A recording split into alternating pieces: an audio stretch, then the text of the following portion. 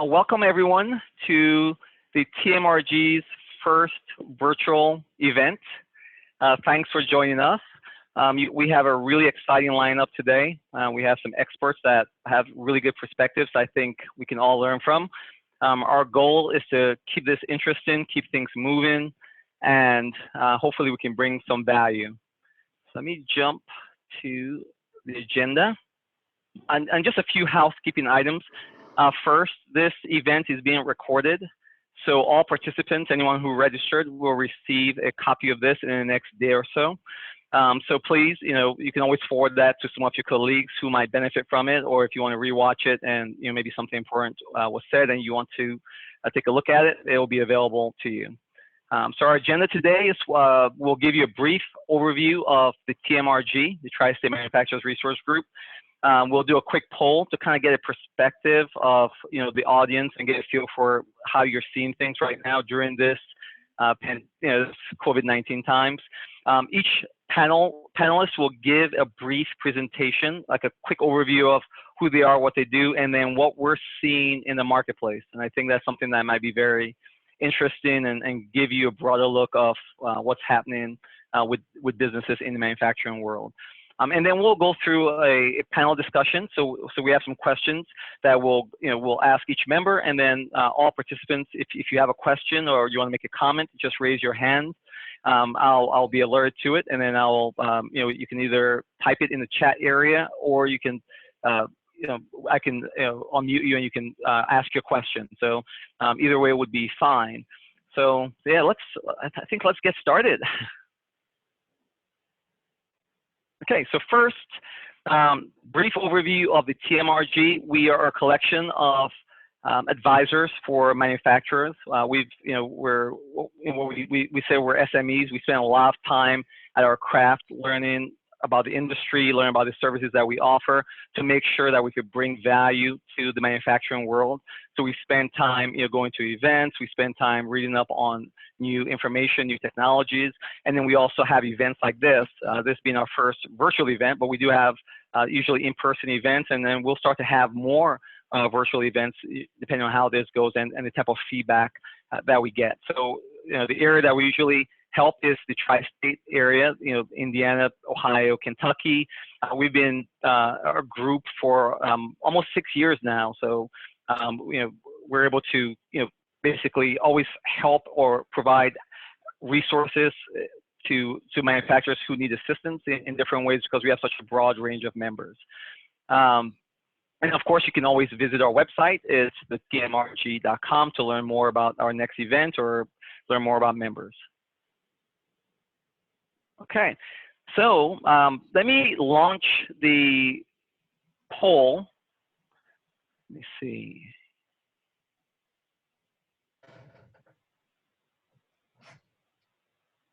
So I'll give everyone an opportunity to look through the questions and answer them, and I'll share the results. And then we can, I think some of our panelists are going to use that as a catalyst for discussion.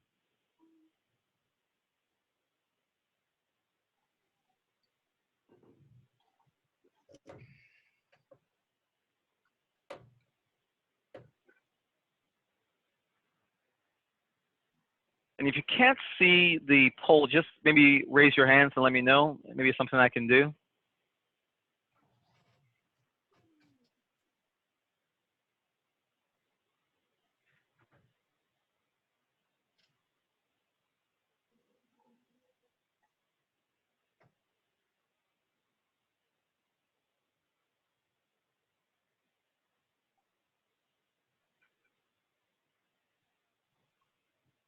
Okay, I'll give maybe 20 more seconds. We have most people have answered the poll.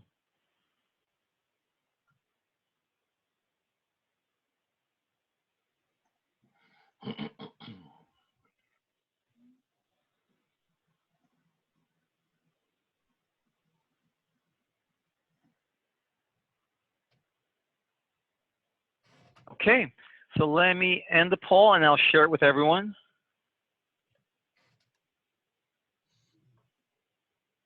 Okay, I think nothing surprising. It looks like 71% of attendees feel a little bit negative, and I mean, that makes sense, but not very negative. So we're not all the way down to depression. And then where are the biggest concerns?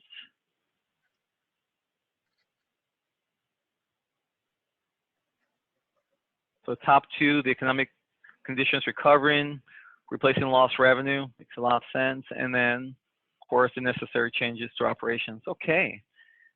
Well, thanks for that. And I think that gives us, as the panelists, some insight into kind of what your thought process. Okay, so let's begin with the presentations, and I'll say, Jim, can you get started? Yes, I can. Hello, I am Jim Kinnet, president of the Kinnet Consulting Group. My firm has been providing solutions to companies for over 45 years. I've been addressing their expansion, consolidation, site selection, incentive needs, as well as their quality and lean processes over that time period. In addition, we also provide assistance in strategic planning and detailed labor analysis, making sure our clients understand the changes and impacts of a changing labor market. These services have allowed me access to numerous industrial sectors and track their trends. An example relating to this coronavirus shutdown is the effect is significant to the industrial commercial real estate markets. In the commercial side, there is now a realization that workforces can work reasonably from home offices, and there will be, in all likelihood, a glut of office space in the near future as companies adjust their needs to cut costs and streamline their internal operations. In the industrial areas, there will be a mix between those companies that have gone out of business and those that need more space because their sales have increased due to the fluctuations in the marketplace. So it's going to be in flux for a while. In the food industry, there's a mixed trend.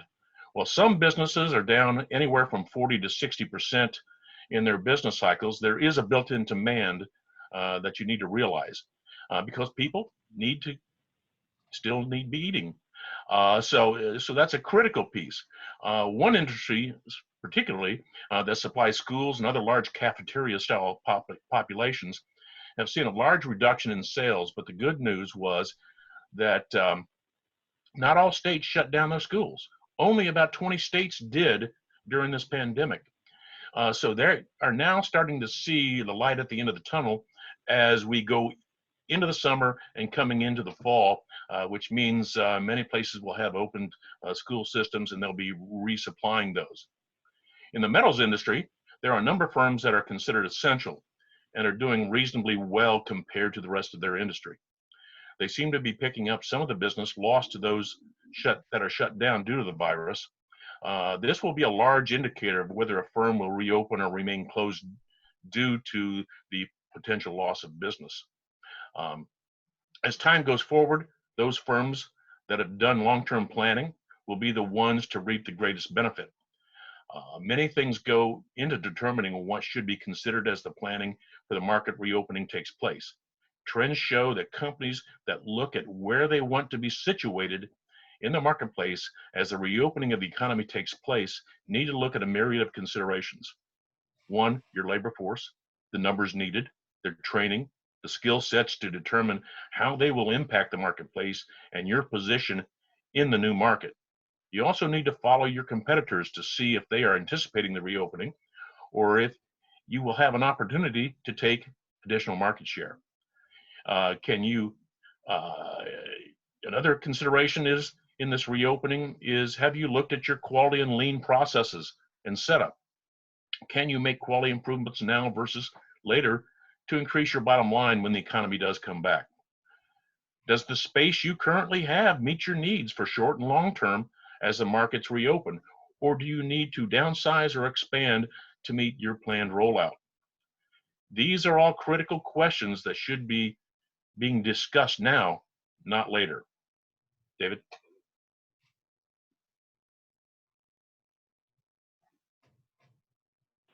Oh, awesome. Thanks for that report.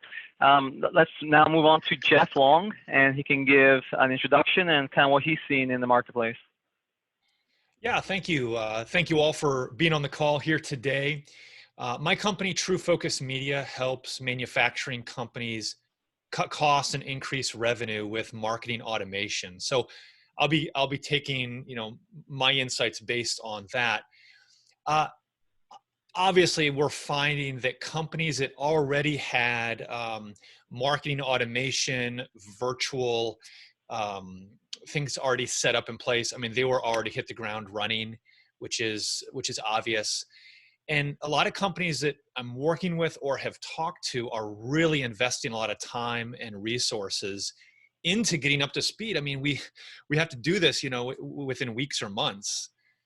So some things, I guess some really practical things that I'm seeing are companies are looking at ways, how can we automate our marketing, our sales, our training, so that if people can't be face-to-face, how do we do that? Or how do we leverage our website to get more leads and increase sales for us? So a couple really quick things I'm seeing.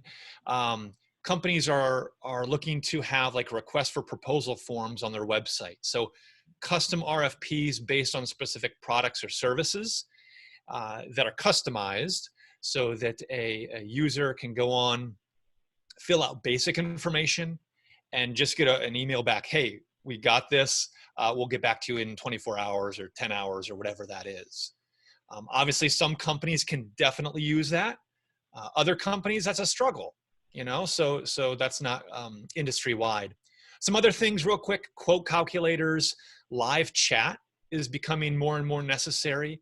And live chat, specifically on your website, can be tied to smartphones. So it doesn't matter if you're working virtually, because if a user goes onto your website, has a quick question, wants to do a live chat, it can ping whoever's phones you have set up for whatever time, that is kind of their on-call type of situation.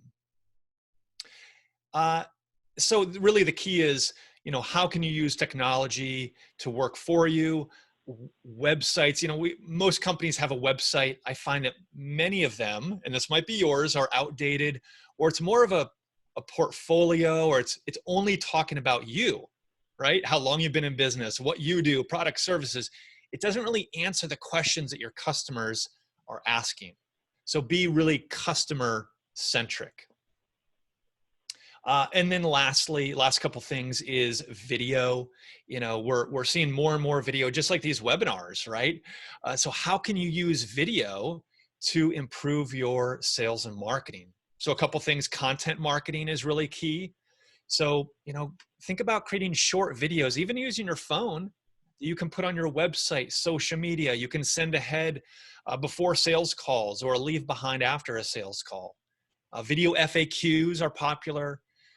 Even virtual tours, there's a way to go into facilities, scan the facility, and that can be put online for a 360-degree virtual tour that somebody can do a real walkthrough. Maybe if there's time later, I can showcase one of those. But so those are some of the things we're seeing from a sales and marketing perspective. Okay, fantastic. And Michael Martens, could you also give an introduction and what you're seeing in the market? Certainly appreciate everybody attending, taking the time out of their schedules. Having spent a number of years in a family-run business and later on working for large corporations managing multi-million-dollar operations, gave me a good background, and I understand the challenges that business owners face. That's why I got in the business that I am today, and understand about their cash flow and understand about their business. But long-term success depends on their growth and coordinating their business with their personal goals and objectives. What I see today is a number of things. One is there's a lot of baby boomers getting businesses ready to sell here down the road. There's another 10 years roughly of folks before they all reach 65, many of those business owners. We call it succession planning, having a successful business. The more successful your business is today, the more it's going to sell for and the more it's going to make money in the meantime. A huge one today, and it was 20 years ago, was attracting and retaining key employees. We know with the closing right now, we've had a number of employees, of course, leave, but once they come back, and there's certainly challenges to that, but attracting them and retaining them is a whole different situation. There's a lot of law changes that have happened. The Secure Act has many provisions to that, and many of those are designed to help business owners. rewarding and performance of key employees in your business is huge today, and we see that happening. We talk about company culture. Interesting statistic I was just reading the other day. 70% of executives reported a disconnect between their culture and their business strategy. So maybe this is a good time to address all of those issues, and start moving forward. So as we come back online and come back in the business, that we've solved, or at least started that process of solving. So I work with folks with Transamerica Financial Advisors to work with people in a variety of areas, whether it's business owners or the attracting employees or their own key people. So those are some of the things that we see today, company culture being huge. So many provisions, again, the Secure Act. We're glad to sit down with somebody and explain those and how they pertain to your business. So again, appreciate everybody coming, and hopefully have any questions, get back with us. Be glad to answer. Okay, excellent. And Chris Smith, could you give an introduction and also your insight into the industry, that's your manufacturing industry? Absolutely, David. Thank you. Thank you, everybody, for attending. My name is Chris Smith. I'm with Lighthouse Power Partners. We are an energy management firm, primarily helping customers spend less on power and gas, use less power and gas, and evaluate whether making their own power on site is a rational option for them. We also have a division that helps with facilities management, security, access control, things of those nature. I think what the big thing we're seeing on the energy side is a real wide swing here in the last few weeks in the wholesale costs of power and natural gas, in part because of the demand destruction from the pandemic and all of the commercial buildings essentially being shut down and everybody at home. But also in part in sympathetic moves to the collapse of oil prices on the worldwide market. We kind of are of the opinion at this point that the demand destruction is starting to ease, that buildings are going to open back up. The normal market levels of energy consumption, both on the power and natural gas sides, are going to return. But I think there's a kind of scary event on the horizon related to the oil price collapse, and that's that the drilling rigs out in the field right now are down on the order of 55% since the COVID-19 events began.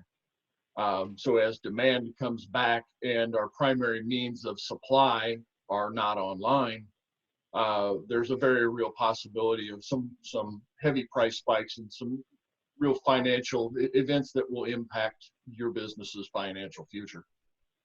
And that's our main business, is helping with those types of events and figuring out how to avoid them and how to manage through them. The other thing I think we're seeing in our end of the world is a change in how people manage facilities. We're starting to see equipment come out now that will check employees' temperature when they clock in. Sign in, take a picture of the employee, take a thermal camera image of their actual face, and provide that employee's body temperature to ensure that you're doing everything you can do to make sure that your workforce is healthy, and that you're not spreading or providing an opportunity to spread disease among your staff and around your facility. So managing those types of sort of new normal sort of events and sort of threats to your business, I think are going to be another large challenge for this group to work their way through. We're excited to talk to everybody. Thank you for being here. Okay, yeah, thanks a lot for that. Very, very interesting information. So I'll give a quick overview of me. I'm David Iyoha. I'm a computer engineer by training. My whole career, I've helped businesses and manufacturers use software to improve their operations. I'm working with a company called Lantec. It's a software company that provides solutions to the sheet metal industry, so companies that cut metal, bend them, so the companies that do in-house fabrication. And one of the things I did, and I'm actually continuously doing during this, when most people are working from home and we're going through these changes with COVID-19, is I've been doing an informal poll. So as I talk to clients or companies in the industry, I've been asking and trying to figure out, what are you doing now and how are you affected? And so I have some information I think you might find interesting. I'll share with you. So one of the things I found is half the companies were business as usual, and which wasn't very surprising because in the sheet metal world, you're talking about agricultural, energy, aerospace, the auto industry. So a lot of these companies are looked at as essential. So half of them business as usual, even a little bit more busy. So I was actually a little bit surprised about that. And then a quarter of the people I talked to were they could be busy if their demand didn't drop. So, some were, like one of our clients sells trailers and they have dealers all across the world. And in some places it's a shutdown, so now you have less demand. So they're ready to go, but the demand has come down. And another a quarter of the people I talked to, like their volume went down to 20%, 30%. And because they're servicing some part of essential companies, but not all the way, so they have to stop the things that are not essential and focus on things that are. So they had like a huge drop off, and then a few were completely shut down, for 3-4 weeks. So that's one of the things I found. The other thing I found in terms of how people were working is it was either a mixture of half working from home, and because we manufacture, you have to make stuff. You're not going to do that remotely, so they still have to go to work. But then anyone who did not have to physically be there would work from home. So they had a lot of those challenges you can imagine with working remotely. Like how do you get access to data you need and things like that. So those are some of the things I saw in terms of how are people adjusting when they're during COVID. They still have to work. They have to take care of all the challenges of social distancing and build that into their workplace. And then some people can work from home. So that was, I thought that was also very interesting. And the final thing is a lot of the people I spoke with were starting to get very creative in terms of how they dealt with reducing demand. So some would partner with other companies to do, medical supplies. One of our clients would do sneeze shields. That was something they did. Another got a contract to do hospital beds. And so, so a lot of our clients are being, and a lot of companies in this space are being very creative in terms of, even though their demand is coming down, finding other ways to fill the gap so that they can keep their team intact. And so those are the big things. And I thought I would share. Okay, so let's jump to the pure panel discussion. So we have some questions that we'll go through. So a couple of them I'll ask each individual person, and then some will be specific to the panelists. And if you have any questions, please just raise your hand, and let us know. And then I will, either you can type it in the chat, or you can. I can unmute you so you can ask the question. So either way would work fine. But let me start with the first question. So Jim, what opportunities are we seeing caused by COVID-19? So what are you seeing in the marketplace that's people are trying to take advantage of? Well, it's a two-edged sword. The opportunities are for those companies that had to shut down. You have other companies, as you noted in some of your statistics, that remained open. That's an opportunity for those that remained open to possibly obtain a greater market share. And the other side of that is those companies that did shut down, how many will be reopening, again, creating additional market share for other companies that can react quickly, that can react efficiently as they're coming out of the close down or ramping other new product lines up. Okay, and Michael, what do you think? What are some of the opportunities that you see people taking advantage of during these times? Well, because of the changes, just as I mentioned earlier, the Secure Act, there's a lot of changes, a couple of pages of changes that companies can take advantage of. Things like 401k plans. There's multiple plans where they can get a lower reduction by banding together, and we kind of started that actually a few years ago. So they can save themselves some cost and yet provide benefits to their employees. Tax credits have become more available, all because of that Secure Act. And again, a whole list of those that would really help companies that want to take advantage, want to retain and keep those good quality folks and attract good quality folks. Okay. And Jeff, what are some of the things that you see people take advantage of? What opportunities? Yeah, so I'm seeing, again, I'm taking it from the sales and marketing perspective. Companies are really they're doing an audit of what are we doing, what's working, even what are some things we don't want to do anymore. You know, I've had a company that was asking that question. You know, what's kind of annoying, painful, doesn't give us the ROI, so they're going through that. Some other companies we're looking at and talking to, they're doing a lot of e-learning and online training, and they might not be building that out yet as far as the content, but they're laying the foundation for that. So I think there's a lot of opportunities for creativity, for, you know, what's new and what's next, and what's not working, let's cut it so we can have room for growth. Just like, you know, pruning, you got to, you know, cut out what's not working so healthy growth can take over. Okay. And Chris, what are you seeing? We're seeing kind of echoes of the things that the other panelists have all described. I think, you know, Jeff's comment about an audit is something that we're seeing a lot of. There are, you know, folks that are looking and managing very tightly every expense. You know, energy obviously is the one that we get the call about, but, you know, credit card processing, phone expense, trash contracts, security contracts, all of those types of things that, hey, if you're closed down, you may have an opportunity that you know, your business staff is kind of idle. Here's your opportunity to dig into those things and make sure that you come out of this in a stronger place. The other thing I think we're seeing is people recognizing this transition to the new normal and what that's going to look like. You know, employers are in a very strong place right now, given the level of current level of unemployment, and being in a position to go and, you know, attract a better employee maybe than you had before. A more attractive environment for that person to work in, a safer environment for that person to work in, I think is going to be a real consideration.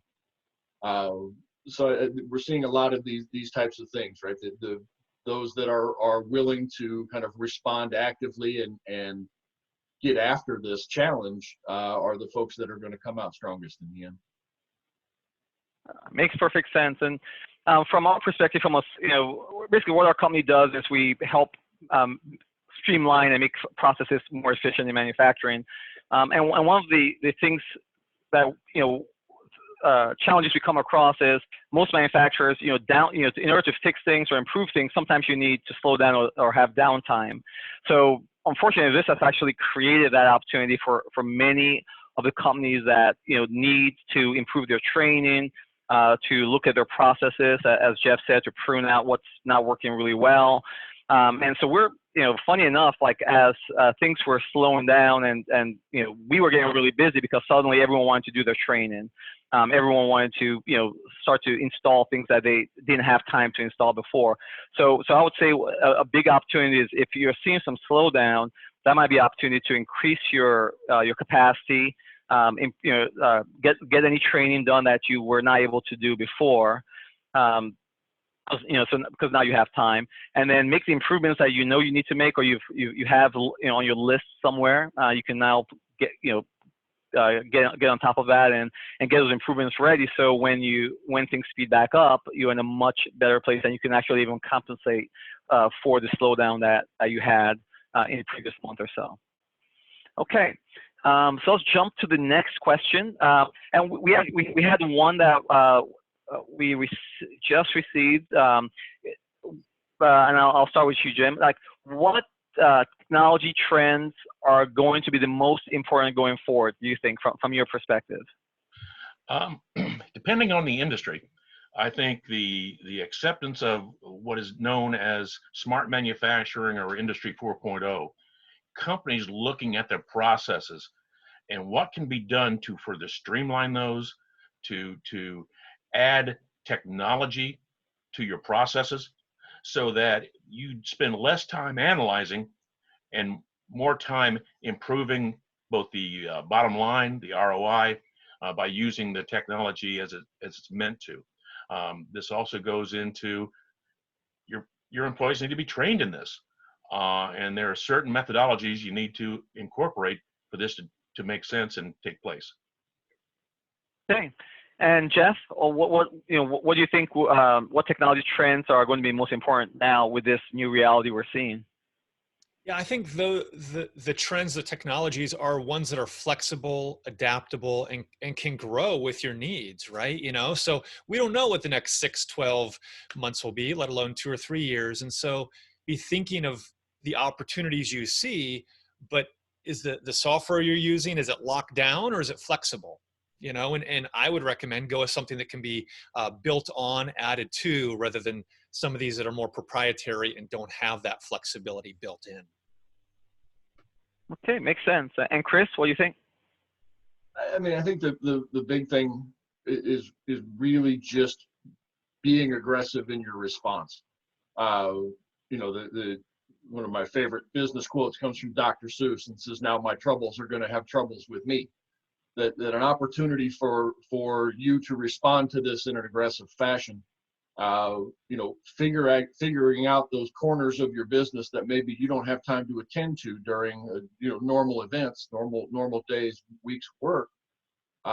You now have time to deal with. You now have time to focus on, and the folks that really get into those types of things are the folks that are going to be able to succeed in the future. That makes sense. And I think the trends that are most important were the trends that were already happening. I think it just got accelerated with this, cloud computing, being able to access all your stuff remotely, and that kind of ties into what Jeff said on flexibility. So if you can access your information from anywhere, if you work from home or the office, doesn't matter. So I think also remote access, being able to work from home and access your computers. I think those trends, things were always moving in that direction. People did not believe it could work, and I think now there's a little bit more belief that it can work because everyone's had to do it and it's working. So, but I think the trends are going to continue, and it's just like they're speeding up is what I'm seeing and the perspective I have from a technology standpoint. Okay, so let's jump to the next question, and I'll kind of go in the reverse order. From a states are starting to open up now, and slowly, and each state seems to have its own plan. But what are the things that could be done from a company perspective to prepare for when business is open, your state's open? So Chris, what would you say are things that company can do to prepare? So I think, again, I go back to the idea that this is a new normal, right? That you're going to end up having to do things and manage things in a different way than you've done in the past.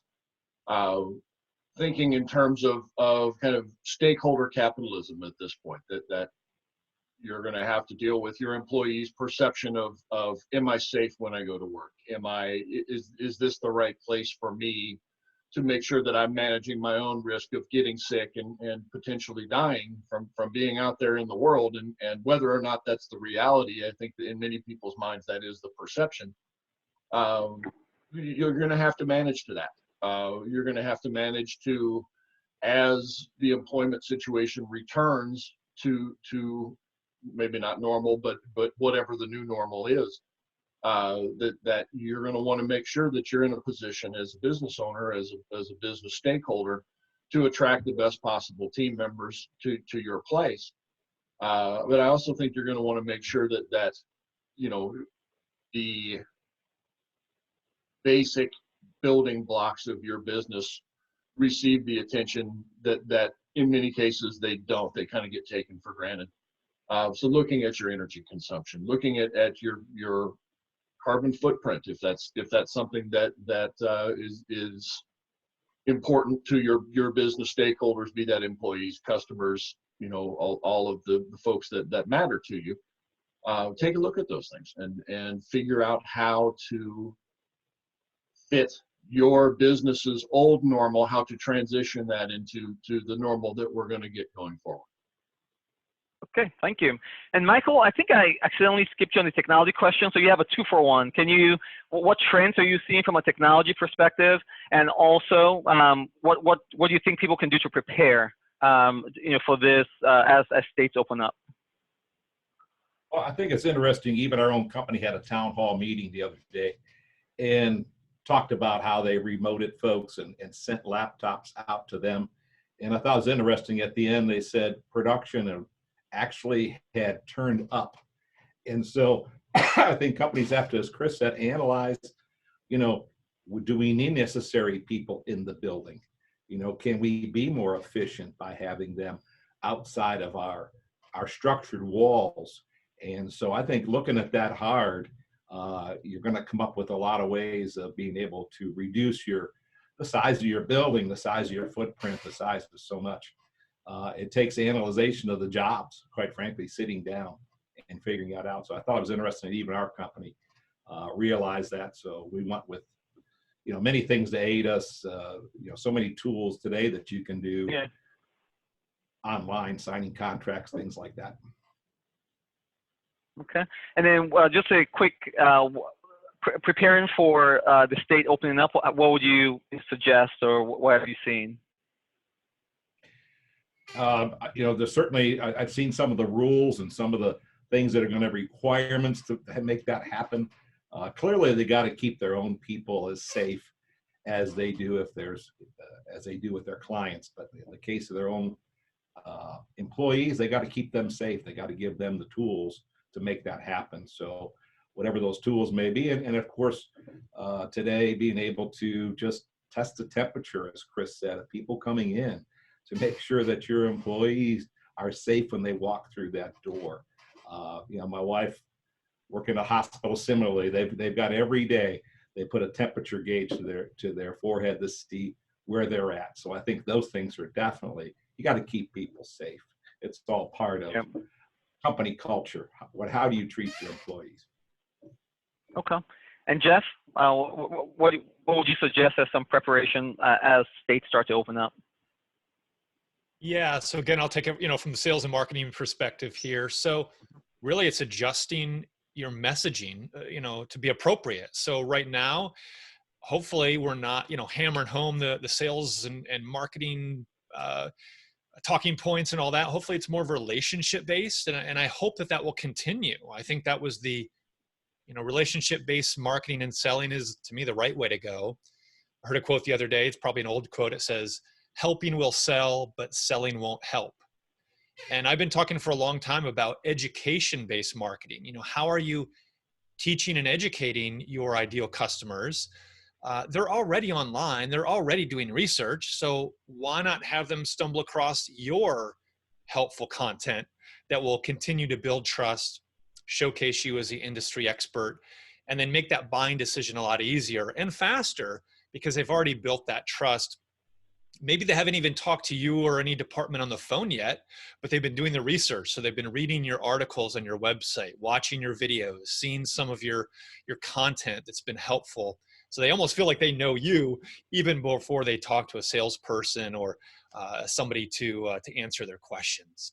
So that's what I would say is think about education-based marketing and content like that. Okay, excellent. And Jim, what will be some of the advice you have to prepare for the states opening up? I think I go back to my original statement. I think planning is critical. I think looking at your complete operation holistically from the top to the bottom and bottom to the top, taking into account, as others have mentioned, you know, how does your operations relate back to your culture? Many companies had a culture before this hit. That's all changed. And you need to really take a look at it from the ground up. Are there processes that don't need to be replicated in the new rollout? Where can you cut the waste that you have, whether it's in materials, in product, in personnel? Those are all issues that have to be discussed before you come out of this. And I think it's critical that you look at it with your eyes wide open, because as we've already identified, what was done 6 months ago, a year ago, a month ago, may not fit the new model that needs to come out of this shutdown phase. Yeah, absolutely right, Jim. It may vary from state to state as to how you approach this, but I, you know, with the reshoring taking place, or at least the indication that the government's going to say, we want more production supply chain here in the United States, consider that. What will that do to your pricing? What will that do to your material purchases upstream and downstream from your operations? So it's all got to be looked at. It can't be just one item, this item. It's got to be comprehensive in nature. It makes sense. I mean, I think planning for the new reality is something that I think everyone is saying in a different way. You know, the kind of way I look at technology is like air. You don't miss it until it's not there. You don't know it's there till, you know, there's no air, and suddenly. And the same thing with technology. So I think this is a great opportunity to reevaluate your fundamentals, which are what you have in place, and see what you can do to improve it. Maybe move to the cloud, maybe upgrade all your software to the most recent version. And this might also be an opportunity to use software to improve your processes, like, you know, with the new social distancing rules in place. Now, you know, being able to just walk up to someone and have a conversation, and, you know, some might not be easily accessible. So being able to look into a system that has the same information might be something that makes sense. So I think like a complete, like re-evaluating your technology and software systems, and then, you know, basically looking at it from a different perspective and seeing what makes sense, what's affordable, because you have to plan for the future and the present. You know, you can't overinvest and have short-term issues. So, but looking at it smartly. But I think this is a really good time to figure out, you know, basically put together a technology plan going forward. Okay, so we had I think we have time for one more round of questions. One came in from the audience, and this one looks pretty specific to Michael. So I'm gonna then start with Michael, and I'll go to the other questions that we have. So Michael, what specific things can be done to encourage company ownership into employee ownership as part of succession planning? Sure. I think some of it was a company I worked for years ago. You started developing that relationship of profitability of the company to the individual employees, and being able to have bonuses to key folks, or being able to have programs in place to reward those key folks. Profit sharing, things like having 401ks with profit sharing, and you develop that relationship again with employees and profitability of the business being in the same area. And of course, the last one or third one out of that list is employee stock options. Setting up those would be another perfect example of giving ownership. But, you know, that all drives to the company culture. Is how do you treat people? Have you given them the tools, and have you given them the ability to have input into what you do? And then do you reward them? So it's all part of that company culture. But there's a variety of ways you can make that happen. You've got to reward employees. Okay, thank you.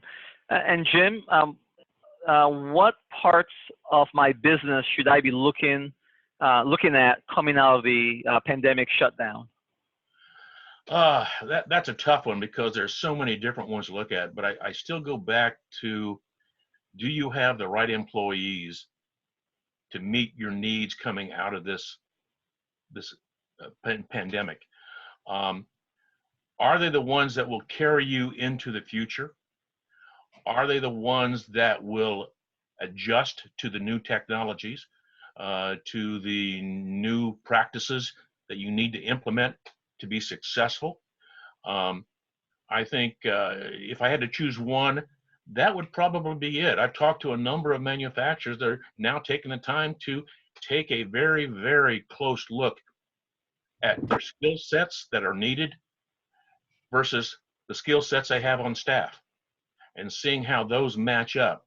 Now, they may be restricted because of the Secure Act if they took a loan or something like that, but it still needs to be looked at, because your core is what's going to take you to the future. And if you have the right people in place, as Michael has said, with the right benefits in place, you're going to be able to retain and make these employees the best producing that you can find. So I think, to me, that's a critical piece that needs to be looked at this point in time. Okay, perfect. And Jeff, what are some of your favorite resources to make working easier from home? Yeah, so my number one favorite tool, and this could be from home, from the office, whatever, is I find that typing out an email and trying to describe something to somebody can be difficult, especially with, with time is of the essence. So there's a piece of software called Loom, Loom. I think it's loom.com. And it allows you to do a couple things. One is you can do a quick recorded sharing of your computer screen. So a lot of times, since we're building websites or doing videos or other things, we just need to quickly show people, hey, here's what I'm seeing. What do you think of this? And then we can email it to them. They can give their feedback really quickly. So that's one way we use Loom. The other is you can have yourself on camera. So maybe you want to do a pre or a post-sale video and record yourself and say, hey, Bob, I appreciate you, jumping on the call. Just wanted to follow up with these key points, blah, blah, blah. And that face-to-face, even though it's video recording, is just a lot more personable than emailing them, hey, thanks, Bob, for the meeting, and blah, blah, blah. So Loom is one of my favorite pieces of software. The free version I've actually used for many years. They do have upgraded plans that I've upgraded to there, but it's a fantastic piece of software. Mac PC, works on your phone. I highly recommend it. Perfect. Thanks a lot. And this question is for me. What are some of the technology challenges your customers are facing? I would say the biggest thing that came out of the blue, of course, from most companies is working from home. Like, how do you do that securely? And how do you do that without interrupting how you do your job? So, and especially with manufacturing where most things are within a big firewall, now you have to go home. It's like, how do you access your computer? How do you access QuickBooks? And so that was pretty challenging. And some companies were kind of prepared because they had their software in the cloud, and the ones who are not had to figure out how to remote access their information in a secure way. And so that was a pretty rough transition. And the only way to get around that is to have kind of practiced ahead of time, like disaster recovery planning. So, but that's where I've seen most of our customers during this time have challenges, is now they're working from home. How do they have access to everything? Okay. And then the final question goes to Chris. What steps can I take to make up for lost revenues and profits during or after the shutdown? So I really think there's two the kind of ways to look at it, I guess. One is if your revenues are down, then your expenses got to go down as well, and take a look at all of the ways that you can manage that. And we've touched on some of that before. But I think the other piece is, how do you kind of strengthen yourself going forward in terms of making sure that you don't have a budget busting energy event, that you don't have a budget busting loss prevention event. I'm still waiting for the kind of the over under on who's going to be the first major company that gets sued for a COVID-19 outbreak at their facility. That you don't end up with those kinds of things that add to your concerns. So I think that you manage that by being out in front of as many of those types of events as you can. And I think it goes back to the general theme of this, which is this is not a time for idleness and concern about what's going to happen in the future. It's a time for increased activity and dictating what's going to happen. Okay. And there's a last minute question. I think this is would be best suited for Jim. So Jim, unlike other industries, remote work may not be feasible for manufacturing since some operations are not automated. It's an opportunity for the future. How can the supply chain operations be optimized and streamlined to protect employees on the floor? A good example in the food industry is the shortage of meat due to COVID-19 outbreak in meat processing plants. And kind of since we're low on time, maybe a 1-2 minute answer if you can. Yeah. One of the things we haven't talked about is the supply chain. I think whether it's the food industry, the metal industry, or any industry, you've got to take a look downstream where your main product is coming from.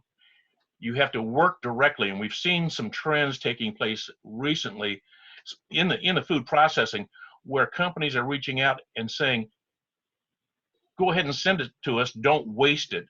The government's interceded in that regard by buying the excess capacity because plants have been shutting down, et cetera. We just need to, I think, be able to identify where those supply chains are becoming critical, identify solutions as a group, not as individual companies, because they all benefit from that solution that is going to be taking place. So it's a more of an open dialogue between the suppliers and the buyers. How do we get the product here? Identifying those carriers that can transport that back and forth in an efficient manner. The need is there. We've seen this in the marketplace. The need is there. We just need to then identify, how do we bridge that gap? It goes two ways, from the supplier to the processor, and from the processor to the end market, wherever that is.